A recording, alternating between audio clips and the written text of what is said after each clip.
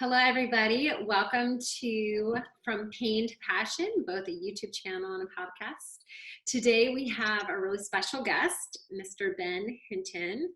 He has just an incredible story. As you know, we share people's stories, their experiences, their journeys from a rough season of life, typically some kind of accident or just something really painful that they went through, and then their journey through that dark time, that dark season, and how ultimately that has led them to really their passion and their purpose, and to be able to help and change a lot of people's lives and to positively impact those around them. So today, Ben is going to share a little bit about his story, where he was, what happened in regards to a brain injury, and he's going to take us through his journey. So Ben, welcome. Thank you so much for being with us today. Yes, thank you very much. And I apologize ahead of time if there's any dog barking or anything. They love to be around me or come in and come out, so they might be a little side guest, but hopefully they'll not take up too much microphone time. No worries. So tell us a little bit about your backdrop. So what happened? Where were you? What were you doing? Who were you prior to your injury? And then what happened with your injury? So I sustained a traumatic brain injury in January 9th of 2013. And prior to that, and for me personally, that's a great question to say, where were you at? Who were you? Yeah. 'Cause really this journey for me is, it's a tale of two stories or two halves. But I was, in my late 20s, when I graduated college in 2010, and then in my 20s I was enjoying just getting into coaching. I was going to coach basketball. I had a path, I thought, for my future, working down from the coaching ranks of junior high, high school, and eventually get into collegiate coaching. So I knew who I was, where I wanted to go. 2011, December 24th, 2011, met my wife over a pair of Pittsburgh Steelers tickets. If you're from Pittsburgh, it's bleed black and gold in Pittsburgh in sports. And she had a pair of tickets. She was a season ticket holder. Her dad was. And so that was when I met her in the parking lot of a restaurant. And I actually was taking a friend of mine for a surprise for Christmas, because it was December 25th, I believe, was Christmas Day, that we went to a game. And she's a teacher. And so she was on break, and we were able to we hit it off. We went on some dates and over her break, and we just kind of, fell right into it. And then we were engaged by 2012 for July of 2013. And then on January 9th of 2013, I sustained a traumatic brain injury. So, it was, the two parts of it are having a life that I was really starting to have that vision, and being kind of, not accepting who I was, but being proud of who I was, knowing where I was going, and then having someone to share that journey with, and being on the same page, and then literally, starting over. And the hardest part for me was not only starting over from a personal perspective, but the struggles then became starting over now, where you're going to be a husband, and you're going to maybe eventually be a father. And so that's something that made it really challenging for me, is figuring out and having a new relationship with myself. So that's pretty much the start of it. And we did get married in July, but it's just been a huge journey for me, having a relationship with myself, but then also a relationship with my family and friends. So let's go back to that day. Where was it your fiance who found you there in your house? And let's go back to that day and what happened and the thought process throughout that time. So my wife, fiance at the time, she's in special education as a teacher, and I was home, and she went to work, and I was actually that morning, this is the perspective that I remember from that morning. But I've always been into physical fitness. I actually have been, I was born with a neurological disorder that may have played a role in this injury. But so fitness has always been a huge part of my life, because of what has been able to help me to overcome and keep things in perspective. Basically stay healthy. I have a virus that's dormant, but can come on with high induced stress, whether physical, emotional. So I've always had to kind of go, the extra mile or have a passion for athletics and fitness. But so I've had a personal trainer off and on for a lot of years. And that morning, a personal trainer I was working with, actually, from what I was told, I called her early that morning and said I wasn't coming in. I actually didn't feel too good. So I took the day off, and I was texting my wife and some friends throughout the morning. But then I guess around 11:30, all communication stopped from my end. So I wasn't texting anyone, wasn't replying to anybody. So that's when they approximate the time that I fell down a flight of stairs. And so I fell down a flight of stairs into the basement where we lived. I was home alone. And the one thing that's interesting is when my wife had found me, one of the things that was found later on was some eggs were left on the counter. So I was multitasking, doing some different things when it occurred. So was it a neurological issue? Was it a seizure? Was it something, or was it an accident? Did I trip over, the carpet or whatever? And so I was fighting consciousness in and out for about 4 hours, roughly, because she gets home at about 4:30. And where I fell, it's a house, or it was a house. We don't live there, but anymore. But you could enter in the basement from the garage. So I was in the basement. She comes in from the garage, and I was actually laying on the couch, and I was allegedly coherent, because after, like, around, I don't know, early morning, that's the last thing I remember of the day, and really of the first couple of weeks after that. But I was on the couch, and she said I was coherent. And what she couldn't see was that the way I was laying on the couch, I was having blood coming from my right ear, but she could not see that it was still bleeding. Right. But she saw a whole bunch of blood in the basement. So she actually called first my best friend, who is actually a life flight doctor now in Pittsburgh. He's in emergency medicine, and that was the first person she could think to call. And so she had asked him what she should do. And he heard me coughing or gagging in the background, and he said, "You know what? Call right away. It's the emergency. Get him taken to the hospital. I'll meet you there." And so they get me to the hospital, and they found out that I had multiple concussions. I sustained brain injury. I lost sight in my left ear. So that's actually the side I was laying on, not my right, but my left ear. And then there's the vestibular system, which your body has a balance system for your left and right side of your body. And my left side of my balance, which is called the vestibular system, was shattered. So I lost I lost hearing in the left ear. I had not only concussions, but then fractures, facial fractures, which was paralysis for a while on the left side of my face, and just extensive brain injuries. And so, they really didn't know what was going to be the totality of the brain injury as far as deficits. And so it had to kind of play out. And I was in the hospital for 18 days.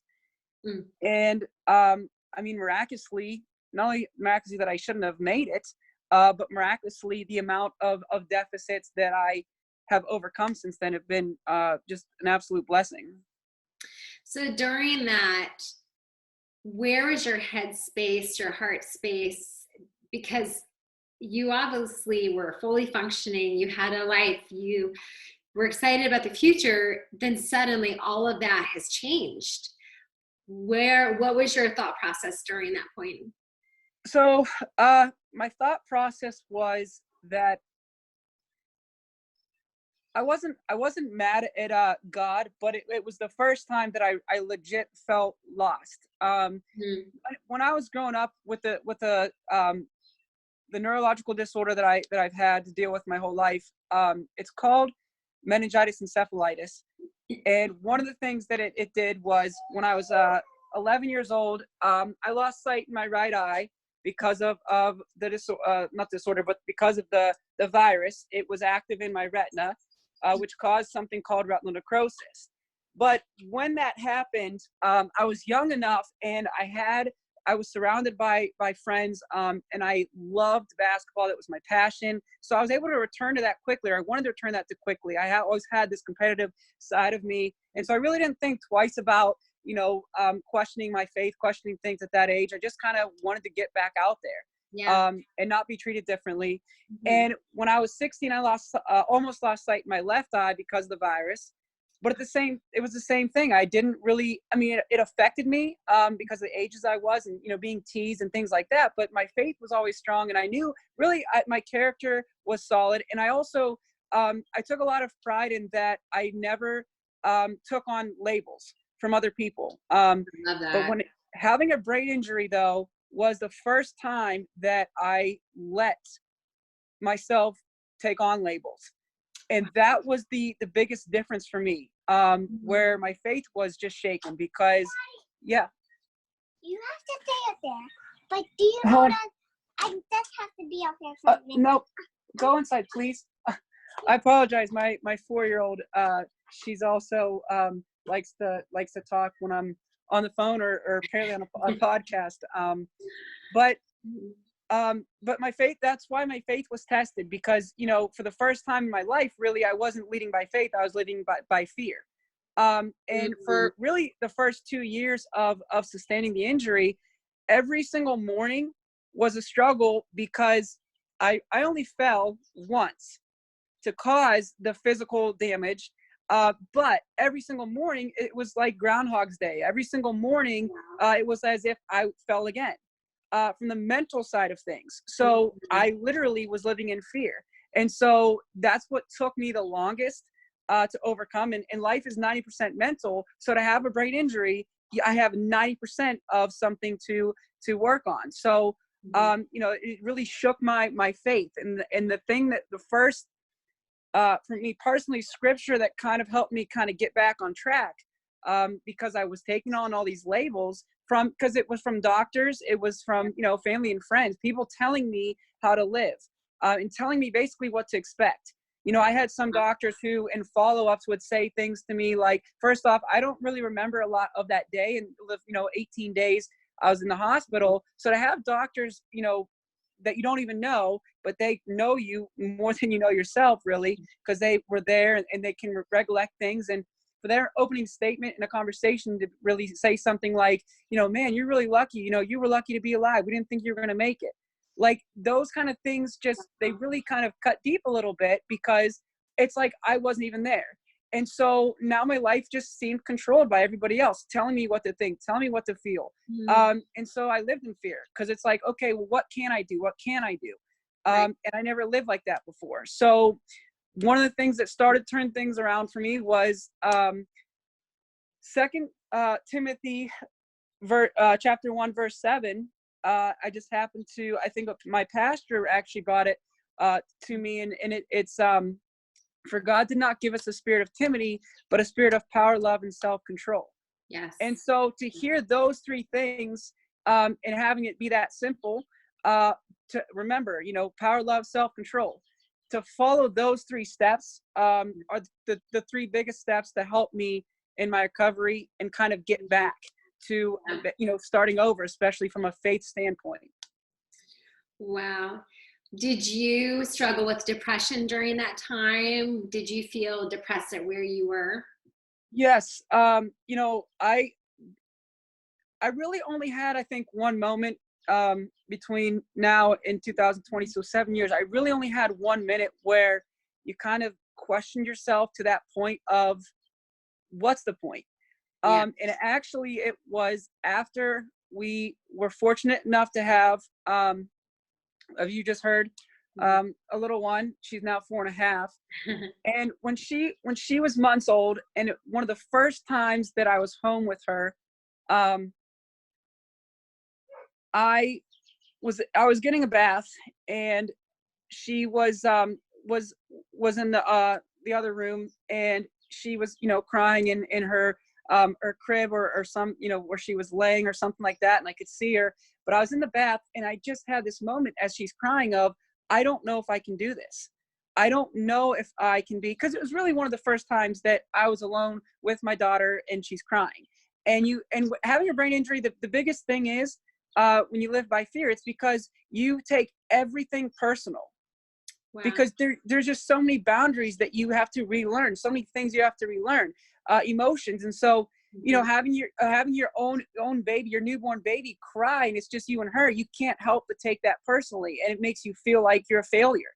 And that was the moment of, I can't, what am I doing? I can't, you know, do this. I can't be a father. I can't be a husband. So that was really the one moment that I questioned things. But I've been fortunate enough, you know, after, and it should have been sooner, but about a year after the accident, I ended up, you know, started seeing a therapist, and someone that I still see. But that was huge for me, was to find resources. And I've always been blessed with an absolute incredible circle of friends that have been there for me through everything. And, you know, if I didn't have those friends from when I was a kid till now, I don't know if I would have been able to survive any of it. But to go through what I went through as a child, and then have them for, you know, there and know me before my brain injury, that helped me afterwards, to have someone that could actually truly give me a perspective. But there, like I said, it was just that one moment, but I've dealt with depression and anxiety ever since then, and it's something that I still have to deal with, and you know, it comes and goes, but I know a lot of it is because of the virus, and then having the brain injury, you know, just the chemical imbalances and all that stuff. So really every single day it's still, you know, a work in progress. Well, share with us, if you would, a little bit about, so say one of us had a friend who's going through a rough time, or a family member. You obviously had some really beautiful people in your life throughout your life during those hard moments. What advice would you give to someone who has a friend who's going through a really rough time? What were the things that your friends or your family did that was just a breath of fresh air, or helped to give you hope and consolation? Well, now I would say, number one for me, I would say, you know, your adversity is others' blessings. So to have confidence and to give confidence is, if you know somebody going through something, you have to share your story first. Not say I understand what you're going through, or I've been through what you're going through, but just open up as quickly as you can. Open up and say, you know, what you went through, and so they cannot see, so they can see through you. In the sense of they understand that you're pouring, you know, your heart out to them, so that they feel safe. But and the other thing is having, you know, having people in your lives that can tell you, you know, how it is, and that know you for who you are. You know, my friend who my wife had called the day of my accident. I mean, that's my friend who I've known since I was in grade school, and he was one of the few people. And it's funny in a way, because he's a doctor, so he can play the medical side of things, or he can, you know, be the friend. And he's one of the people that told me how it was, and he's someone that loved me for who I was, and loved me for who I am and who I was going to be. And he was someone that never really panicked. You know, so many people in my life, like even, you know, in the relationship with my fiance, now wife, it was, you know, you put your fear into other people. So for instance, doctors, they didn't want me to be physically active. They didn't want me to push myself. They didn't want to do these things. Whereas I had friends who were like, dude, he's going to do it anyway, so just support him, and just call him out on it, you know? And so he, especially when I was in the hospital, he was there. And there was a couple times I remember I really ticked him off because I said things that I was going to do, and I wasn't listening to doctors, but he kept us cool enough to just be like, okay, it is what it is. He's an adult. He's going to do what he's going to do, and I'm just going to be here for him. So just be there for people, and don't try to fix people. You know, just be there for them. One of the things I told my daughter that's really helped me get through a lot of this, having a brain injury around this time of being married, around the time of having a daughter, is I told her, because this, for me, having a brain injury, I was at, you know, a second, third grade level, and I was in rehab, and it was really hard for me to take these tests and have someone else tell me that I was on a 3rd grade math level or I was on a 2nd grade reading level. And so you have to have accountability partners. And so my daughter became that, when she was an infant, before she started walking, and she's trying to, and she falls. There's a time where she fell, and, she cried a little. And instead of reacting of, okay, now she's crying, I got to go fix her out, I got to go help her up. Even though she's only months old, I remember telling her, I said, listen, I will grow as a father, I will grow as a husband, I'll grow as a person if you grow. And so making her my accountability partner, and knowing that she's going to walk, and knowing that she's going to be, an infant, a teenager, and eventually, a grown woman, we were accountability partners. So having growth partners is something that's huge for me, and that's really helped me out tremendously. Yeah, that's beautiful. And now you have been going through this process, and it's still a process, but just from the little bit that we had talked, I know quite a while back when I first heard your story, you're helping so many people and you're giving hope to so many others. Can you share a little bit about what you do to make a difference now? So I've been running since really 2013. I ran my first half marathon 8 weeks after the brain injury. Oh my gosh, that's amazing. Because it was a moment where I had to do something for me. And again, and having people, and I was in brain rehab. I was in there for over a year. And so I needed to do something that I knew I could do and could really kind of bring back some balance. And so ever since then, I've done running for myself from a standpoint of I lost weight. It's helped me keep off medications. It's really something that I think's helped with, my rehab physically and cognitively and things. And so what I'm doing now is, I'm trying to become a motivational speaker, and I'm in different running groups and in health and wellness, working with different companies, really to kind of share my story and help to bring about mental health awareness. Mm-hmm. And eventually, I would love to eventually get back into coaching basketball full time. Yeah. But in the meantime, I'm actually training to become an elite runner, so that if I can get to that stage, that's just helping me to have a bigger platform as an athlete to mental health awareness and sharing my story so that I can help out others. So that's what I'm doing these days. And I'm also now not only running myself, but also running as a coach. And I want to have my style as a running coach be to help with mental health as well. It's not just about, racing times. It's not just about, it is about, some that want to lose weight or have certain PRs, but there's so much more of a mental health aspect to it. I love that. That's amazing. There's definitely such a need for that, just that awareness, and for letting people know there are more outlets and more things you can do to help with that. Yes. Tell us, if you look back throughout your journey and the journey you're starting, what is probably the number 1 or 2 things that you feel like you learned through that? So the biggest thing for me is this journey has helped evolve my personal philosophy, my life philosophy, and it's being encouraged every day. To encourage others is to encourage ourselves. To love others is to love ourselves, and to lead with the heart and the mind will follow. And so for me, the biggest thing has been, how to do not even just the simple things, but the little things every day, and enjoy the little things. And because it's so hard, because it's all about building character. Because we live in a society where we're never content. We don't think we have enough money, or we don't think we have this or we have that, and there's certain worth. And so, for me, the biggest thing is learning pretty much on a daily basis over and over and over again. And I think that's one of the reasons I love running so much, is because really every run is a purpose, and every day is a purpose, and every day is to teach us and to help us train to live by faith and not by fear. And those are the biggest things I've learned. And if I can learn on a daily basis now until the end to live by faith, then, I should be blessed and continue to be blessed with a long, happy, healthy life. That's beautiful. We know that because of neuroplasticity and because of the way that our brains work, that faith over fear is powerful. So, so, so powerful. It's amazing what our belief does.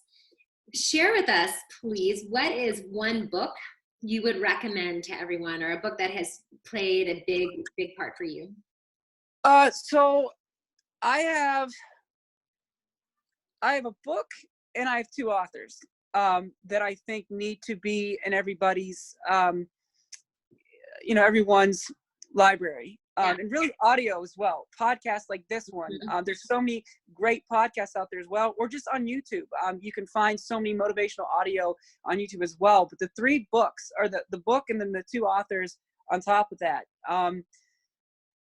That really, from a personal development side, this book led me to so many other books and so many other habits. But Darren Hardy wrote a book called The Compound Effect. Yes. And that book was life-changing for me, as well as the Bible and getting into studying the Bible. And then the two authors that I think people need to really follow. Now one, Jim Rohn, has passed away, but one of the best motivational authors and speakers of all time. Jim Rohn is someone that any one of his books are great. And then John Gordon, to me, is a mix of Darren Hardy and Jim Rohn. And he's someone who actually has helped me to, evolve my life philosophy. Because really, the things that I've gone through my whole life, I've had a life philosophy and didn't even know it until I had to actually say it out loud and live it and think about it daily. But so John Gordon, the first book I read of his was called The Carpenter. But John Gordon is an absolute phenomenal motivational speaker and author. So that book, The Compound Effect by Darren Hardy, and any book by John Gordon or Jim Rohn, I highly recommend. Awesome. How can we get a hold of you? So I know that your story is going to help so many people and touch people. And if they would like to just have someone to give them some hope and encouragement, or if they would like to bring you in to speak and share your story, how can they reach you? So they can reach me, especially on Instagram. My Instagram page, I'm on Instagram as Ben Hinton. I'm also on Instagram though as Be Encouraged Every Day. So just one word. And then on Facebook, I love connecting with people on Facebook. And eventually later this year, I'm going to develop a website and figure out ways that I can use my website for speaking engagements and things like that, and running to help with mental health awareness and other things like that. So those are the three main ways. And I do have a Twitter handle as well. But mainly right now it's Instagram and just Ben Hinton on Facebook as well. Awesome. Wonderful. Ben, thank you so much for being on here with us. Time is one of the most valuable assets we have, because once it's gone, we don't get it back. And I really appreciate you taking the time to spend with us here today, to share your story, to be real and raw and vulnerable as you shared your journey and the battles that you have fought, that you continue to fight. You are such an inspiration. So thank you. Thank you. I really appreciate connecting and having, and you sharing your story and leading to others sharing their stories. It's awesome. And, with time, and time is precious, I will also say too that, because life is time management, especially in the society we live in, the times we live in. And so one of the things that I also love to say is that, time management is self-management. So I just encouraged people to take 14 minutes of their day for themselves. And 14 minutes of your day is just 1%. So again, with Darren Hardy's book, The Compound Effect, if you can do something for yourself for 1% each day, every day for 365 days, that's 365%. So thank you so much. I really appreciate it, because time is precious. So hopefully spend 14 minutes a day on yourself. I love that. Awesome. Well, thank you so much, you guys. Thank you for watching and for listening. You can follow us on social media at From Pain to Passion, because we believe that it's our painful moments that leave space to eventually lead us to our passion and purpose, where we can go out and make a difference, not in spite of what has happened to us or what we've walked through, but because of that. So you guys have a wonderful rest of your week. Come visit us. And if you know someone who has a story where they went through a painful season and it brought them to their passion and purpose, please plug them into us. We'd love to hear their story and see about getting them on. You guys have a wonderful rest of your week, and we'll see you next time from Pain to Passion.